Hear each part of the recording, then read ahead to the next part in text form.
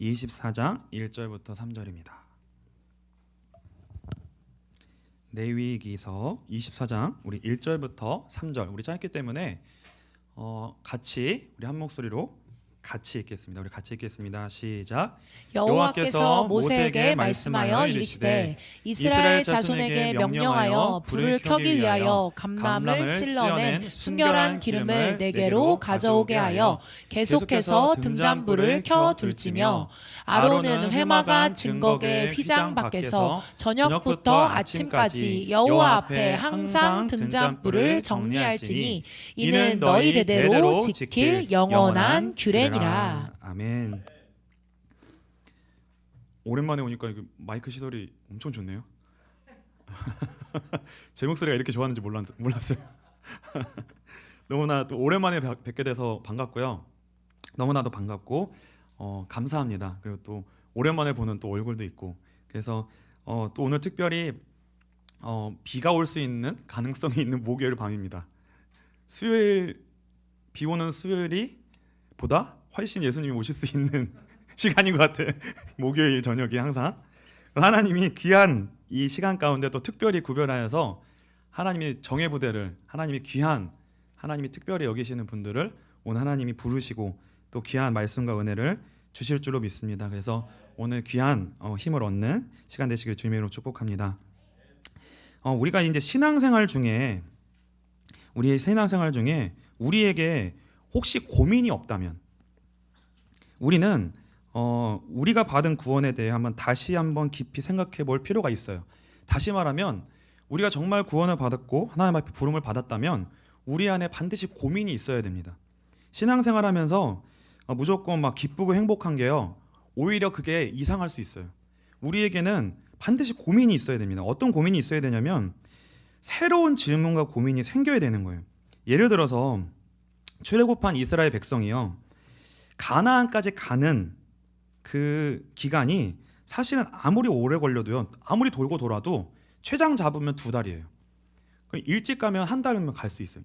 진짜 빨리 가면은 3주, 2주면도 갈 수 있는 거리입니다.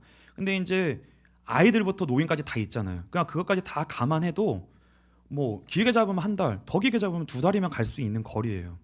애굽을 나와서 가나안까지 가는 길이에요. 근데 지금 이스라엘 백성들이 이 광야에서 몇 년을 있었냐면 38년을 있었습니다. 그럼 38년을 그 광야에서 도른 거예요. 근데 고민이 없고 질문이 없다? 그거는 문제가 있는 거예요. 그러니까 이 과정이 무엇을 의미하는 걸까? 분명히 그냥 들어가면 되는 길인데 왜 하나님께서 38년이라는 시간 동안 왜 이렇게 우리를 돌리시는 걸까? 그리고 이 과정이 무엇을 의미하는 걸까? 이게요, 질문이 들을 수밖에 없는 거예요. 어떻게 보면 하나님이 질문하고 고민할 수밖에 없도록 인도하셨다는 거 보는 게 맞을 수 있어요. 오히려. 그래서 지금 우리가 38년이라는 기간 동안 광야를 돌고 있는데 진짜 질문이 없다. 그럼 생각을 해봐야 되는 거예요. 출애굽을 안 했든가 애굽에 있는 거예요. 지금 출애굽을 안 했든가 진짜 아무 생각이 없는 거죠. 그러면 문제가 있는 거예요. 그래서 반드시 질문을 해야 됩니다. 그러니까 이 과정이 뭘까? 그리고 그 38년이라는 기간 동안 그 질문의 내용과 깊이도 깊어져야 돼요. 그 고민의 내용이 깊어져야 됩니다. 그래서 근데 그 질문의 방향성이 어디로 가야 되냐면, 어디를 반드시 향하여 가야 되냐면, 구원이라는 게 뭘까? 내가 받은 구원이라는 게 뭘까? 그래서 예수를 믿는다는 것이 뭘까? 이것을 향하여 반드시 질문과 고민이 향해져야 됩니다.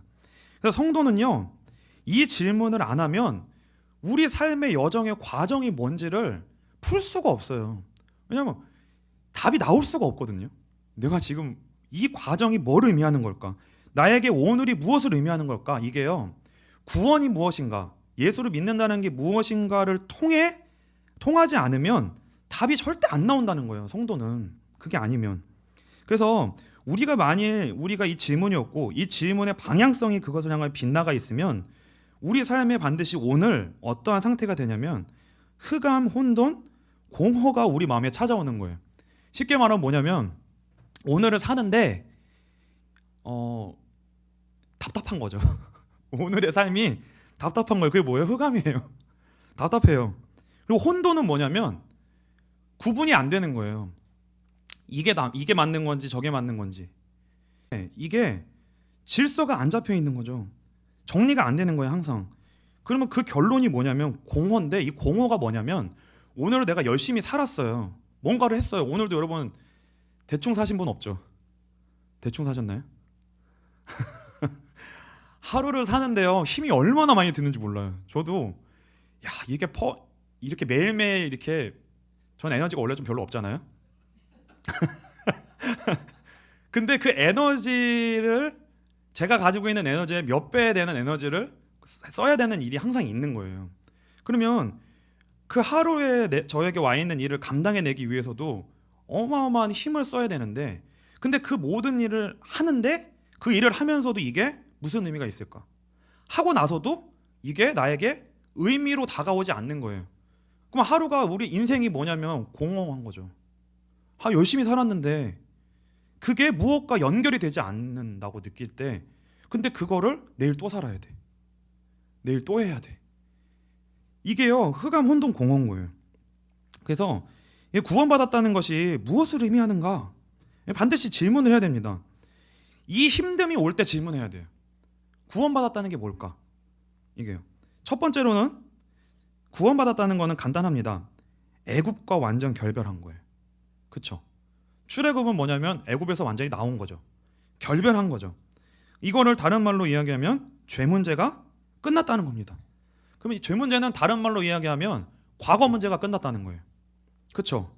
그래서 이 과거 문제는 완전히 예수 안에서 끝난 겁니다. 근데 이 구원은 한 번 받으면 영원한 거예요. 한번 볼게요. 근거를 한번 대볼게요. 로마서 5장 8절입니다. 로마서 5장 8절. 같이 읽겠습니다. 시작. 우리가 아직 죄인 되었을 때 그리스도께서 우리를 위하여 죽으심으로 하나님께서 우리에 대한 자기의 사랑을 확증하셨느니라. 보세요. 분명히 무엇이라고 이야기하냐면 우리가 받은 구원, 쉽게 말하면 우리가 예수를 믿음으로 말미암아 완전히 끝난 문제가 있는데, 그게 죄 문제인데, 이게 어떻게 끝난 거냐면 우리가 아직 죄인 되었을 때에 우리를 위하여 그리스도께서 십자가에 죽으심으로 하나님께서 우리에 대한 자기의 사랑을 확증하셨느니라. 그러면 이 하나님이 우리를 향한 확증이 언제 됐냐면 우리가 죄인 되었을 때예요. 과거형이죠. 그때도 과거죠. 그렇죠? 우리에게 어떤 근거도 없을 때예요. 그리고 언제 예수님이 우리를 위하여 죽었냐면 이미 2000년 전에 죽으셨습니다. 그렇죠? 이미 죽으셨어요. 그러니까 우리를 위하여 예수님이 죽으신 것은 이미 과거에 끝난 거예요. 그래서 한번 생각을 해볼게요. 우리가 받은 구원은 이제 어떻게 우리가 이거를 이해할 수 있냐면, 우리가 받은 구원은 그 출발 자체가 이제 절대로 바꿀 수 없고 흔들 수 없는 그 어떠한 것에서 취소되거나 바꿀 수 없는 기초 위에 우리의 구원이 놓여진 겁니다. 우리가 구원받은 걸 되바꾸려면 어떻게 해야 되냐면 예수님이 십자가에 죽으신 거를 취소시켜야 돼요. 근데 그 일은 이미 일어난 일이잖아요. 그렇죠? 근데 그 예수님이 우리를 위하여 죽으신 그 사실, 그리고 우리가 죄인 되었을 때 우리를 위하여 죽으신 사실, 이게 우리의 신앙생활의 구원의 출발이고 이제 근거가 된 거예요. 그래서 이게 무엇을 의미한 거냐면 우리는 뒤로 이제 돌아갈 수가 없습니다. 구원을 취소시킬 수 없고 애굽으로 돌아갈 수 없어요. 이거를 바꾸려면 어떻게 해야 되냐면, 다른 말로 말하면 예수님의 죽으심이 이제 우리의 인생의 과거를 끝내시고 우리 인생을 놓지 않으시는 겁니다. 무슨 말씀인지 아시겠어요? 우리의 인생의 과거 문제를 예수님이 십자가에서 죽으시고 끝내시고 이제 우리 인생을 붙드셔서 우리 인생을 놓지 않기로 하신 거예요. 그래서 이것이 우리에게 어떠한 영향을 미치냐면, 우리가 이제 보세요. 우리가 이제 죄를 짓잖아요. 오늘을 살면서. 그러면 우리가 죄를 지면 어디로 떨어지냐면 죄와 사망의 법으로 떨어집니다. 그래서 우리의 삶에 우리가 죄를 안 지으면 제일 좋은데, 계속 실패해요. 죄를 지어요. 그런데 그러면 죽어야 되는데 죄와 사망의 법에 의해 죽는 것으로 끝나지 않도록 예수 그리스도의 죽으심이 우리의 인생을 붙들고 있는 거예요. 돌아가지가 않아지는 거예요. 그래서 돌아가지가 않아지는 거예요. 그래서 자꾸 어떻게 하냐면 분명히 우리의 오늘의 삶을 가지고 보면은 우리는 소망이 없고 소망이 없어야 되고 오늘 또 낙심해야 되고 실망해야 되는데 그거를 끝내지 않고 우리를 붙들고 어떻게 하는 거냐면 예수님이 우리를 자꾸 생명으로 밀어 올리시는 거예요. 그러니까 오늘의 예배가 뭐냐면 우리는 오늘 또 죄를 졌고 또 하나님 앞에 나올 수 있는 근거가 없고 우리는 죄와 사망의 법으로 가야 돼요. 우리가 오늘 지금까지 사는 걸로는 천국을 못 가요. 근데 예수님이 오늘 또 우리를 붙드셔서 어떻게 하시는 거예요? 생명으로 밀어 올려주시는 거예요. 오늘도요. 자꾸 밀어 올려주시는 겁니다. 천국으로 향하여 자꾸 미는 거예요. 그래서 뭐예요? 뒤로 갈 수 없고 애굽으로 향하여 이제 더 이상 갈 수가 없고 어디로 자꾸 미는 거예요? 가나안을 향하여 천국을 향하여 자꾸 미는 거예요. 앞으로 나가라는 거예요. 앞으로 나가라는 거예요. 그래서 출애굽은요.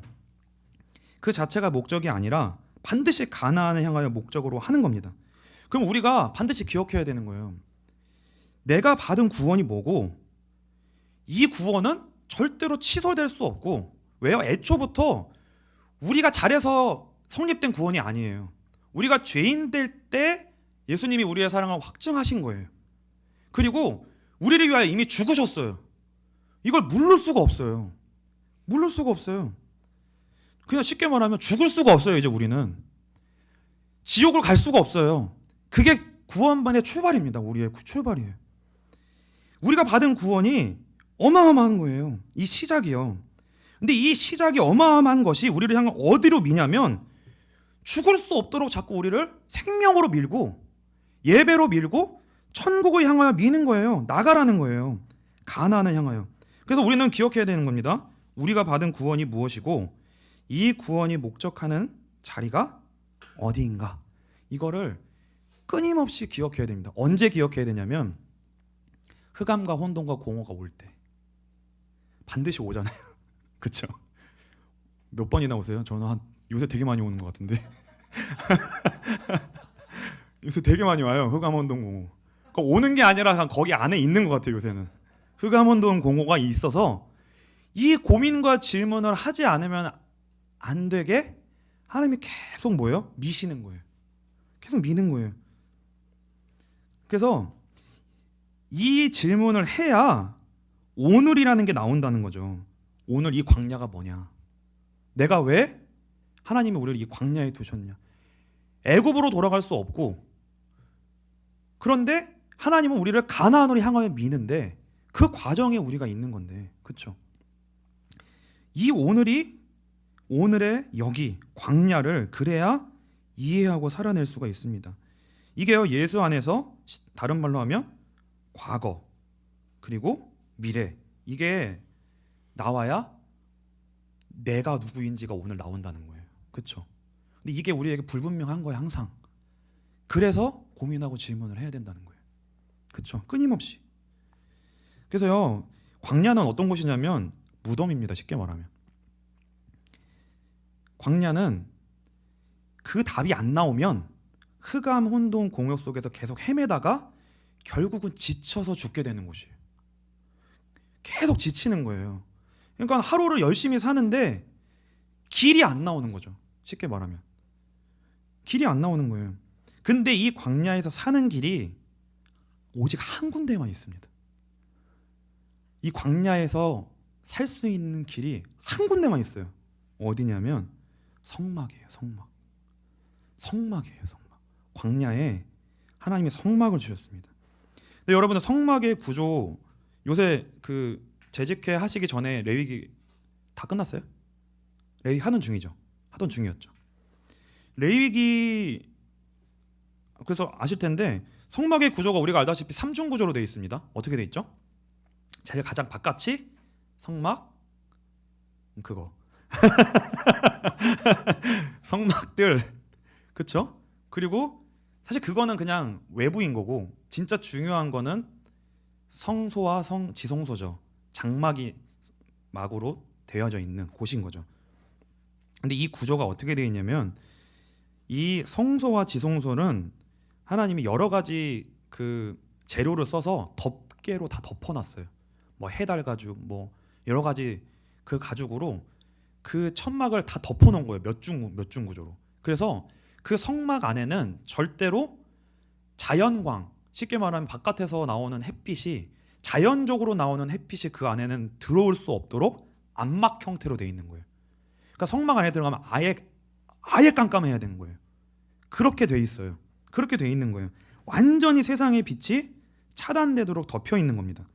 근데요, 그래서 그 깜깜한 어둠 속에서 오늘 본문에 하나님이 무엇을 명령하신 거냐면 회막 안에서 등잔불을 켜도록 명령하신 거예요. 오늘 본문 한번 보시겠어요? 네, 이스라엘 자손에게 명령하여 불을 켜기 위하여 감람을 찌어낸 순결한 기름을 네개로 가져오게 하여 계속해서 등잔불을 켜둘지며 3절 아론은 회막 안 증거계 휘장 밖에서 저녁부터 아침까지 여호와 앞에 항상 등잔불을 정리할지니 이는 너희 대대로 지킬 영원한 규례라. 그래서 이 성막 안에는 이 등잔불이 없으면 아무도 활동을 못해요. 근데 성소 안에 활동해야 되는 사람이 누구예요? 성소 안에서 활동해야 되는 사람들이 있죠. 누굽니까? 제사장, 그렇죠. 레위인들, 제사장이. 이 등잔불이 없으면 아무 일도 못 하는 거예요. 그렇죠. 아무 일도 못 해요. 근데 이 등잔불은 그냥 아무 불이나 켜는 게 아니고요. 아무 재료로 켜는 게 아니라 방법도 이것을 다 명령을 하셨습니다. 어떻게 해야 되냐면 감람나무를 찌어낸 순결한 기름을 재료로 써야 돼요. 근데 이게 이제 쉽게 말하면 올리브예요. 올리브유를 수동으로 짜야 됩니다. 수동으로 매일 올리브를 수동으로 직접 빻아야 돼요. 손으로 빻는 거예요. 쉽게 말하면 기계를 쓰면 안 됩니다. 믹서기를 쓰면 안 돼요. 쉽게 다른 것들을 사용해서 쓰면 안 되고 아주 번거로운 작업이에요. 그래서 아주 순결한 기름만 나오도록 해야 됩니다. 왜 그러냐면 그 순결한 기름으로 해야지만 그 등불이 그을음이 안 생겨요. 그러니까 아주 까다로운 절차를 하나님이 요구하셔서 그 기름이 얼마나 나올까요? 아주 애를 써가지고. 근데 그거를 가지고 계속 등불을 24시간 켜야 되는 거예요. 근데 이 기름이 떨어지면 어떻게 돼요? 안 되는 거예요. 그러니까 맨날 빻아야 되는 거예요. 빻고 기름을 짜고 순결한 기름을 공급해야 되는 겁니다. 그리고 광야에 얼마나 바람도 많이 불고, 그렇죠? 이 등불을 안 꺼뜨리고 지킬 수 있는 게 가능할까요? 이 우리가 케이크에 촛불만 해도 갖고 가면서도 이게 꺼질 수 있거든요. 그렇죠? 그 등불이 꺼지지 않게 관리하는 거는 또 다른 차원이에요. 그렇죠? 그거를 명령하신 거예요. 근데 이게 다른 말로 하면 지금 우리가 이해하는 가장 쉬운 것으로 이야기하면 뭐냐면 그 예배입니다. 예배를 하나님이 예배를 그렇게 지키라는 거예요. 그렇게 관리하라는 거예요. 우리의 예배가 그런 예배가 될 수 있도록. 그래서 그냥 예배가 아니라 성령 하나님의 조명하심을 통해, 그러니까 뭐예요? 우리가 일반적으로 얻을 수 있는, 세상에서 얻을 수 있는 빛이 그거는 안 되는 거예요. 그거로는 아무 활동을 못 해요. 그 어떤 것도 불가능한 거예요. 오직 하나님으로부터만 말미암는 빛이 있어야 된다는 거예요. 예배 때는. 그래서 성령 하나님의 조명하심을 통해 서만 오는 게 뭐냐면 예수 그리스도의 복음의 진리입니다. 그러니까 이건 세상에 있는 게 아니에요. 성령 하나님의 조명하심을 통해서만 예수 그리스도를 통해 복음의 진리가 우리의 흑암과 혼돈과 공허 속에 빛을 비추는 거예요. 그러니까 세상으로부터 오는 게 아니에요. 완전한 암전에서 예수 그리스도라고 하는 그 빛이 우리에게 비춰져야 된다는 거죠. 이게요. 그래서 그 빛이 우리의 영혼을 밝힐 때만 성도의 삶에는 구원의 길이 열려진다는 거예요. 거기서만 빛이 비친다는 거예요. 그래서 이 광야는요, 아까 제가도 말씀드렸지만 죽음이에요. 죽음을 의미하는 거예요. 다른 말로 하면 죽음이 뭐냐면 우리가 죽어야만 죽는 게 아니라 우리의 삶의 의미를 상실하면 우리는 죽은 거예요. 저는 그냥 껍데기만 있는 거예요. 제가 지금 오늘 살 수 있는 빅소에 와 있는 의미를 상실하고 내가 지금 왜 여기 와 있는지를 의미를 상실하면 저는 지금 여기 와서 서 있고 말하고 있지만 저 자신도 공허하고 듣고 있는 여러분도 공허할 거고 저는 지금 껍데기만 있는 거거든요. 제가 여기서 아무리 화장을 그럴듯이 하고 여기서 막 기쁜 척을 하고 아무리 쇼를 해도 저는 공허한 거예요. 그렇죠? 죽은 거예요. 광야는 그런 곳이라는 거죠. 삶의 의미를 상실하게 되면 어떤 일이 생기냐면 하루가 새로운 게 아니라 반복이 됩니다. 그렇죠? 여러분 어때요? 반복된다고 느끼면 죽은 거예요. 그렇죠? 어제 한 거 똑같이 하고 있네. 근데 그러면 내일도 또 할 거잖아요. 그렇죠? 그렇게 또 내일도 또 살 거잖아요. 그럼 뭐예요? 죽은 거죠. 죽은 거죠.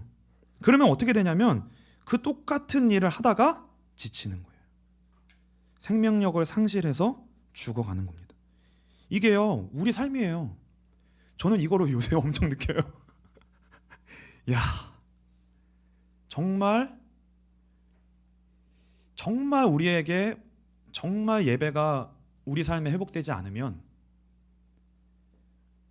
다른 이유 때문이 아니라 의미를 찾을 수가 없어 죽겠구나.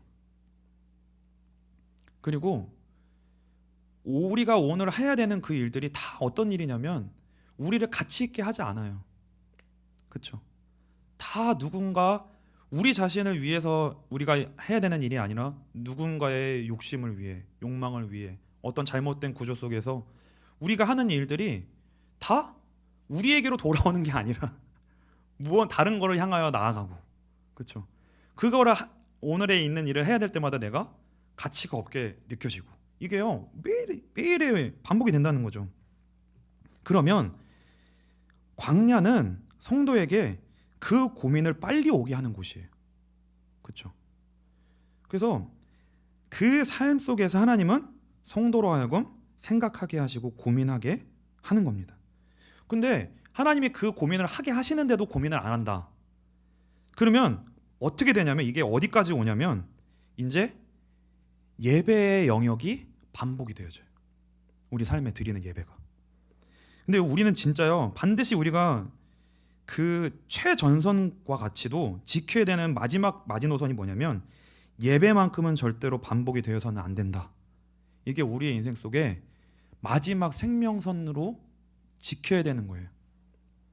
이 영역까지 이 흑암과 혼돈과 공허가 밀려 들어오게 되면 죽는 거예요. 정말 죽는 겁니다.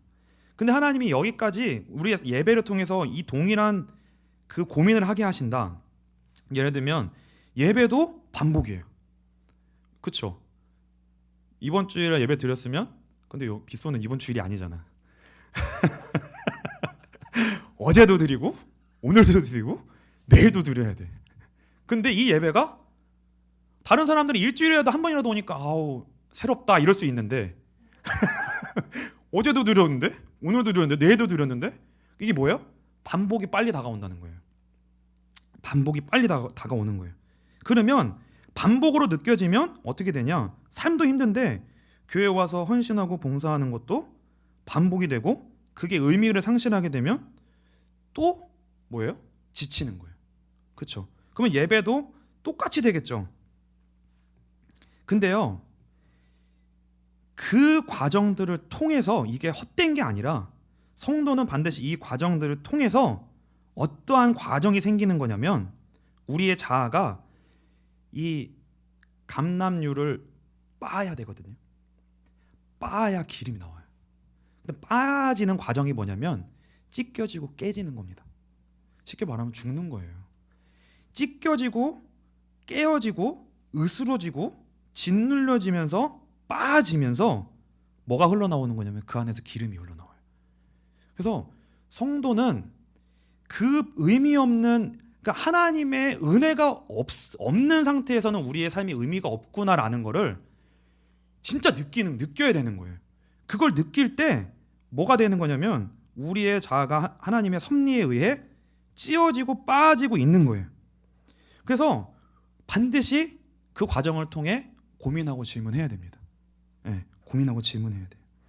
그 과정을 통해 우리 안에 계신 성령 하나님으로부터 흘러나오는 은혜와 빛과 조명이 있어요.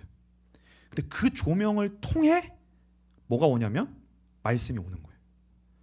그 말씀이 신라 같은 그 빛이 들어오면서 어떠한 우리에게 일이 일어나냐면 예수 그리스도의 복음의 진리가 성령 안에서 우리에게 경험됩니다. 그래야지만 살아요. 그래야지만 살아요. 그래서 그러니까 지성소가 어디예요? 쉽게 말하면 우리 안에 있어요. 우리 안에 지성소가 있다고 생각하세요. 기억하셔야 돼요. 우리 안에 성령 하나님이 계십니다. 그럼 제가 한번 질문을 드려볼게요. 예배가 반복입니까? 반복이세요? 반복이죠. 예배가 반복이죠. 어떻게 매번의 예배가 다 그럴 수 있어요. 근데 그게 아니라 그 예배의 반복처럼 느껴지는 과정도 하나님이 우리를 빻으시는 과정이라는 거예요. 그 과정도. 그래서 예배는 반복일 수가 없는 거예요. 우리가 그렇게 느낀다 할지라도 그 과정도 하나님의 섭리 안에 있습니다. 절대 그럴 수 없어요. 그래서 그 고민을 하게 하는 그 과정 자체를 통해 어떤 일이 벌어지는 거냐면 하나님이 우리를 이전보다 어제보다 깊어지게 만드시는 거예요. 그래서 제가 반드시 확인할 수 있는데 민정희 사님은 어제보다 오늘 더 깊어지셨을 거예요. 왜 그러냐면 그만큼 고민과 고통이 많거든요. 예배로 인한. 근데 보세요. 이전보다 하나님과 복음을 사실적으로 아는 자리로 그 문제를 통해 우리를 부르시는 거예요. 계속 부르시는 거예요. 그래서 여러분 우리 다 문제 있습니다. 그렇죠? 문제 있죠. 근데 문제가 있는 만큼 하나님이 우리를 더 깊은 곳으로 부르시는 거예요.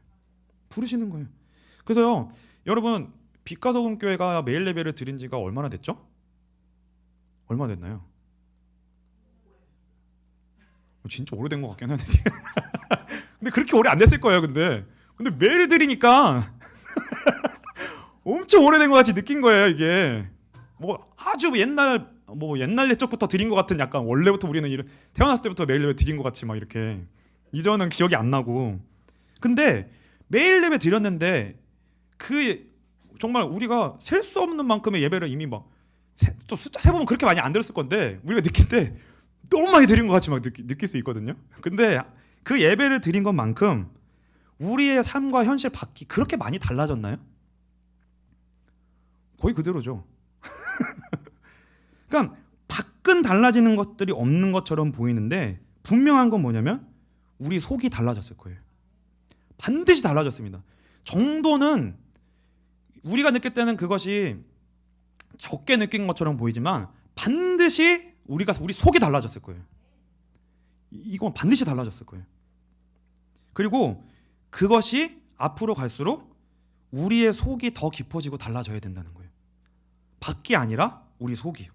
그래서 이 속이 더 깊어지는 건 뭐냐면 우리의 삶 속에 그 문제나 환경과 조건과 상황들이 계속 여전히 산재해 있는 거예요. 산재해 있는 겁니다. 그래서 항상 목사님을 위해서, 임 목사님을 위해서 기도하실 거 아니에요. 그러면 어떻게 기도해야 돼요? 임 목사님이 오늘보다 내일이 더 깊어지도록. 그렇죠? 그럼 어떻게 기도해야 돼요? 하나님 빛과 소금께 평안을 주십시오. 이게 아니라, 그렇죠?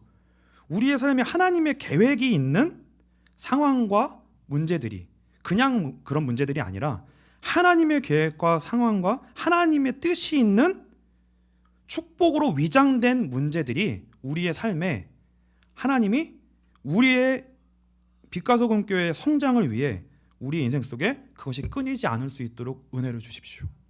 이게 진짜 그게 목사님을 위해서도 또 우리를 위해서도 교회를 위해서도 그 기도를 계속 해야 됩니다. 그래서 여러분이 이제 오늘 이제 마지막으로 기억해야 되는 게 뭐냐면 저와 여러분이 성전이고 그리고 곧 제사장이에요.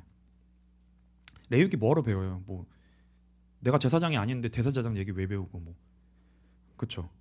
근데 우리가 성전이고 우리가 성막이고 우리가 곧 제사장입니다. 한번 구절을 한번 볼까요? 베드로전서 2장 9절입니다. 한번 같이 읽겠습니다. 시작. 그러나 너희는 택하신 족속이요 왕같은 제사장들이요 거룩한 나라요 그의 소유가 된 백성이니 이는 너희를 어두운 데서 불러내어 그의 기이한 빛에 들어가게 하시니에 아름다운 덕을 선포하게 하려 하심이라. 제 얘기가 아니죠? 그렇죠? 바울이 얘기한 거니까 거부하시면 안 됩니다. 근데 뭐라고 말씀했냐면 기이한 빛에 들어갔다. 그렇죠? 기이한 빛에 들어갔다.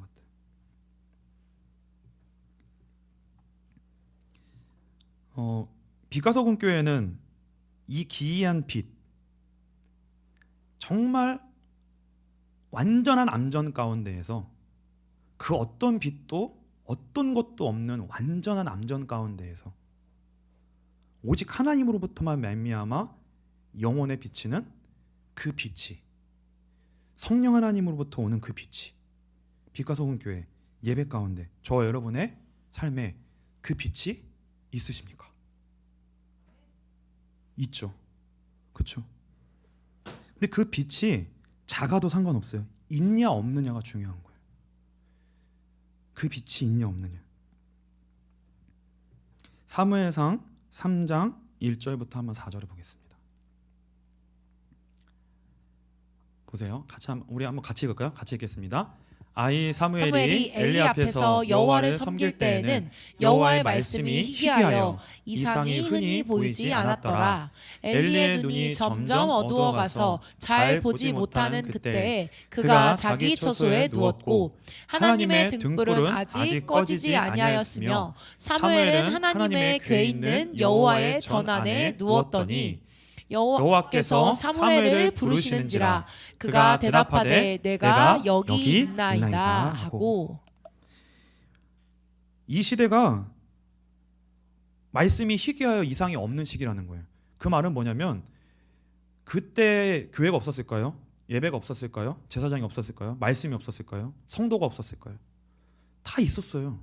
근데 희귀했다 없다라는 이야기는 뭐냐면 우리에게 예배의 모양이 있고 말씀도 있고 그것들이 다 있지만 근데 진짜 하나님이 성도를 섭리 가운데 인도하셔서 그의 인생을 여러 모양으로 인도하셔서 깨지게 하시고 짓누르게 하시고 그것들을 압력을 주셔서 그 사람 속에서 온전히 그 사람이 빠지고 찌어져서 복음에 대하여 예수에 대하여 고민하고 질문하고 그 속에서 나오는 진짜 하나님 앞으로 끌려 나와 정말 하나님 앞으로 성막으로 나와서 그렇죠. 그러한 과정을 통해 성막으로 나와짐으로 말미암아 그 안에서 성령 하나님을 통하여 복음의 빛이 말씀이 그것 속에서 진짜로 그의 인생 속에 답으로 생명으로 비추어지는 그러한 예배자, 그러한 교회는 희귀했다 그거예요. 그렇죠? 그러한 것은 희귀했다는 겁니다. 근데 그 시대에는 여전히 등잔불이 켜져 있었고 사무엘은 그 궤 옆에 누웠습니다. 하나님의 음성을 들은 거예요. 그래서 뭐 이런저런 거 다 떠나서 예배를 매일 드리고 또 매일의 예배를 통해 하나님 우리를 빛과 소금 교회를 부르셨다라고 하는 것은 진짜 특별한 겁니다. 근데 그 과정이 뭐예요? 그 과정이 이러한 과정이 되어져서 정말로 하나님이 기뻐하시는 우리 모두에게 그 성령으로 말미암아 우리의 인생에 진짜 빠져서 우리 인생의 각각이 다 정말 예수 그리스도를 그렇게 깊이로 더 찾고 찾아짐으로 말미암아 하나님이 주시는 복음의 은혜에 복음을 그렇게 알아가는 그렇게 깊어지는 은혜가 빛과 소금 교회에 계속되어질 수 있기를 주님으로 축복합니다. 아주 희귀한 것처럼 보여도요, 그 빛이 이 교회에 있구나, 그리고 내가 이 예배 가운데 그 빛을 받을 수 있구나 라는 것을 반드시 예배 가운데 경험해야 된다는 거예요. 반드시 경험해야 된다는 거예요. 그래서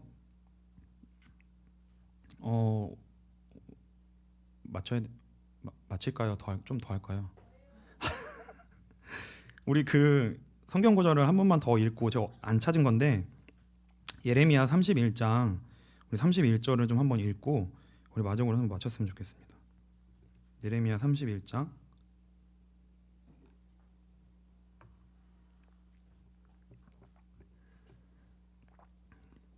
네, 한번 한 목소리로 같이 읽겠습니다. 시작. 여호와의 말씀이니라. 보라, 날이 이르리니 내가 이스라엘 집과 유다 집에 새 언약을 맺으리라. 이 언약은 내가 그들의 조상들의 손을 잡고 애굽 땅에서 인도하여 내던 날에 맺은 것과 같지 아니할 것은, 내가 그들의 남편이 되었어도 그들이 내 언약을 깨뜨렸음이라. 여호와의 말씀이니라. 쭉 해주세요. 그러나 그날 후에 내가 이스라엘 집과 맺은 언약을 이러하니 곧 내가 나의 법을 그들의 속에 두며 그들의 마음에 기록하여 나는 그들의 하나님이 되고 그들은 내 백성이 될 것이라. 여호와의 말씀이니라. 그들이 다시는 각기 이웃과 형제를 가리켜 이르기를 너는 여호와를 알라 하지 아니하리니 이는 작은 자로부터 큰 자까지 다 나를 알기 때문이라. 내가 그들의 악행을 사하고 다시는 그 죄를 기억하지 아니하리라. 여호와의 말씀이니라. 아멘. 여기서 나오는 게 뭐냐면 구약에 하나님과 이스라엘이 맺은 옛 언약이 나오고, 하나님이 이제 그 옛 언약이 아닌 새롭게 맺으실 언약에 대한 것이 나옵니다. 당연히 옛 언약은 뭐냐면 그 이스라엘이 모세를 통해 시내산에서 맺은 언약이에요.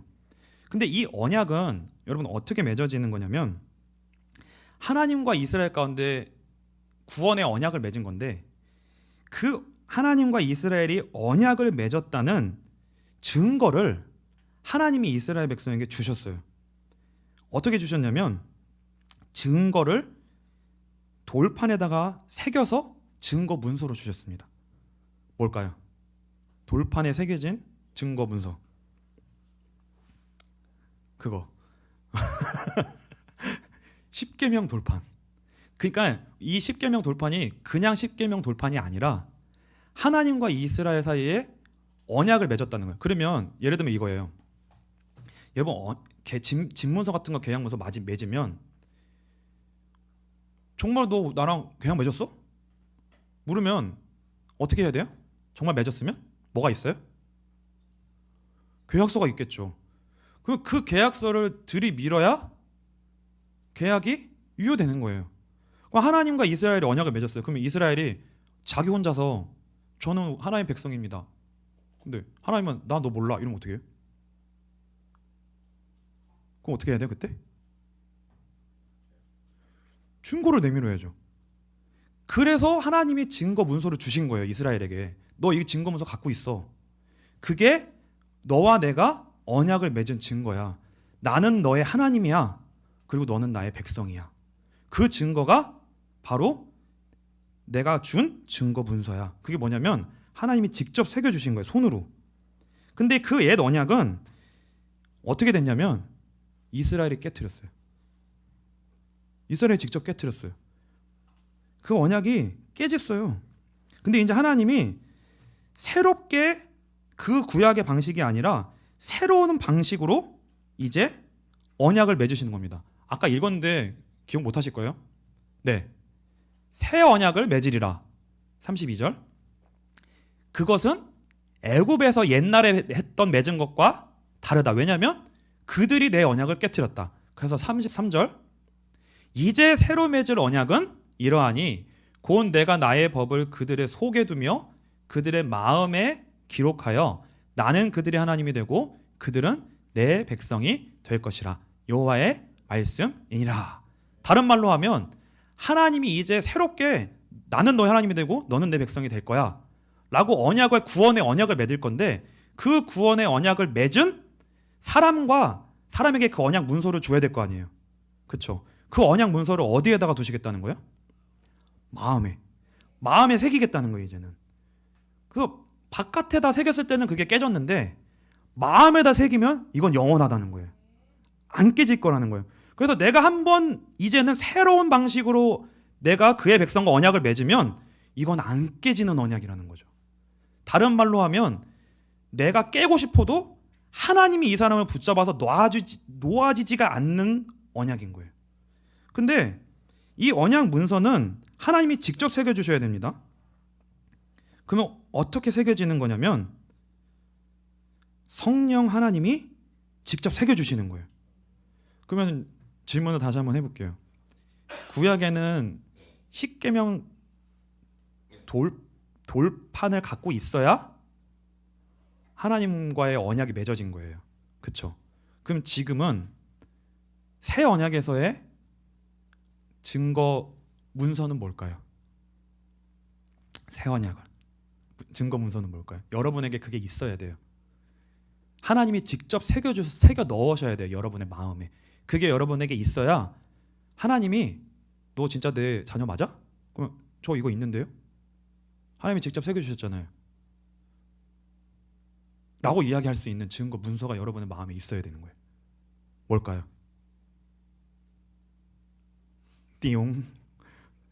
그건데 여러 가지 떠오르는 것 중에 하나입니다. 틀려도 되니까 지나가는 거를 이야기해 보시죠. 성령 하나님이 직접 우리 속에 새겨주시는 거. 아멘이에요? 뭐냐면 예수를 믿는 믿음이에요. 예수를 믿는 믿음. 그게 새 언약의 증거 문서예요. 그럼 여러분들에게 하나님이 주시는 그 믿음이 새겨지면 여러분은 성전이 되고 여러분은 제사장이 되는 거예요. 그러면 우리가 성전이 되어져서 우리 안에 누가 거하시는 거예요? 하나님이 거하시는 거예요. 그럼 여러분들이 예배 나올 때 이제 어떻게 예배를 나오셔야 돼요? 여러분이 죄를 지었어요. 여러분의 모습을 가지고 그대로 나올 수가 없어요. 무엇으로 나와야 돼요? 하나님께 나올 때? 다 아는 그거. 예수 그리스도를 믿는 믿음으로 나오는 거예요. 하나님이 저에게 그 예수를 믿는 믿음을 주셨지 않습니까? 그 믿음이 작든 적든 우리에게 하나님을 향하여 나오게 하는 것은 그것은 세상으로부터 나온 게 아니에요. 여러분이 이 자리에 와 있는 거는 세상으로부터 나온 게 아니에요. 하나님이 우리를 부르셔야만 나올 수 있는 거예요. 그 믿음이 경험이 있냐 울었냐 그게 아니라 예수를 향한 새로운 참된 하나님만이 주신 그 예수의 복음을 아는 그 믿음, 그 지식, 그것이 바로 믿음입니다. 이건 영원한 거라는 거예요. 그래서 여러분들이 그 믿음을 가지고 하나님 앞에 나올 때 하나님이 여러분들에게 오늘의 등잔불처럼 우리에게 그 빛을 주시고 말씀을 주시는 겁니다. 그래서 빛과 소금 교회에 많은 성도님들에게, 모든 성도님들에게 다 그 믿음의 언약 문서가 있게 되시길 주님으로 축복합니다. 그러면 그거 하나 있으면 이제 다 끝난 거예요. 그거 하나 있으면 여러분들이 그 약속을 딱 붙들고 우리의 삶에 어떤 상황과 문제가 있다 할지라도 하나님, 나는 이것을 가지고 믿음으로 나아가겠습니다. 그 상황 가운데 믿음으로 나아가겠습니다. 그래서 제가 진짜 이 고백하는 게 뭐냐면 제 삶에 고민하고 생각해야 될 만한 문제가 없잖아요. 그때 설교는 은혜가 없어요. 제가 설교 준비도 별로고 은혜가 없어요. 근데 정말 시시각각 새로운 문제로 새로운 환경으로 하나의 산을 넘으면 새로운 산이 나오고요. 어제 은혜 받은 걸로 오늘 못 살고 새로운 산이 나와요. 근데 그때마다 뭐냐면 하나님이 반드시 예수 안에서 복음을 더 아는 자리로 반드시 인도하십니다. 깊어지는 거예요. 그러니까 고민이 더 깊어지고 하나님을 아는 자리로 더 나아가는 거예요. 그래서 꼭 임 목사님을 위해서 그렇게 기도하세요. 깊어지도록. 그래야 누가 살아요? 담임 목사님이 먼저 살아요. 누가 예배가 더 반복이 될까요? 목사님이 그래야 사는 거예요. 근데 그러한 과정이 없이 나오는, 정말 빠져서 나오는 하나님이 주시는 빛이 아닌 말씀은 나도 공허스럽고 여러분도 공허스러운 거예요. 그러니까 우리가 다 같이 매일의 예배 속에 그 고난에 동참하는 겁니다. 목사님과 여러분들 우리가 다 같이 빠지면서 이제는 그 언약은 절대로 깨지지 않는 언약이기 때문에 어떤 문제가 와도 죄와 사망의 법으로 끝나지 않아요. 반드시 생명의 성령의 법으로 갑니다. 그게 예배예요. 반드시 가요. 그러니까 그 가운데 하나님의 주권과 하나님의 일하심을 반드시 신뢰하시면서 이 은혜를 더 깊이, 더 새롭게, 더 넓게 하나님을 알아가는 자리로 나아가시고 등불을 지키시고 그 등불로 말미암아 우리의 삶을 인도받을 수 있는 우리 모든 빛가서원교회 성도님들 되시기를 주님의 이름으로 축복합니다. 잠깐 기도하겠습니다. 우리 찬송 괴로울 때 주님의 얼굴 보라 우리 찬송하고